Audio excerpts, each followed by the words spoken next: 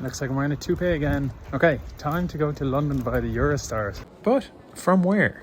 It ain't Paris, it ain't Lille, it is the mannequin piss smurf country of Belgium. This is part 4 of Interrailing from Poland to Ireland. Coming home with me 4 months later is this Teddy. Okay, time to go to London via the Eurostar. So, to use the Interrail pass for the Eurostar, you do need to buy an additional ticket, around €35. On the way to the underwater train, I took a little detour and saw a mannequin piss parade, a beer festival, where the beer was a bit too expensive, and I bought this second-hand shirt. This was also quite a picturesque street.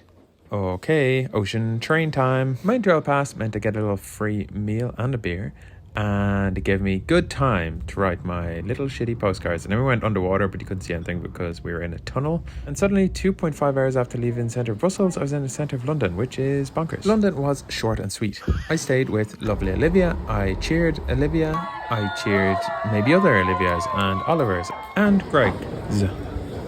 do a magic trick with your sunglasses? Forcing sunglasses on my Pacific Crest Trail pal Brady, I forced sunglasses on Carl. Well, he took them. They're Ombras. They're cool.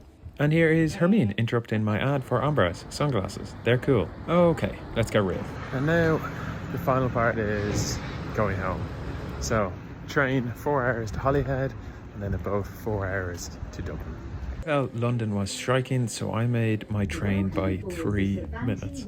My fat head barely managed to squeeze in the door because I was once again in first class with my choice of food and drink. So why did I bother getting loads of trains rather than just flying? Well, one of the reasons I guess is sentimentality. 4 months ago I started this trip with a walk and then a boat across France, and then 2.5 months of walking and then loads of trains, and then 2 more weeks of walking and then more trains. So I just kind of wanted to close that loop with overland travel.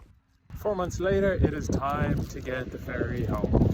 Practical info, if you're going with Irish ferries, you get a 30% discount with your Interrail pass, if you book 5 days ahead of time, which I did not do. The ferry over is only like 3.5 hours to Dublin, and there is Dublin. How did I feel? After walking for 2,500 kilometers through France and Spain, I could have easily kept walking, physically and mentally.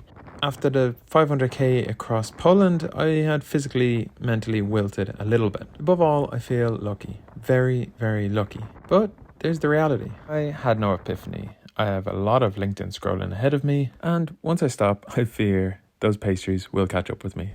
But until then, what an absolute privilege. Ciao. And we are home.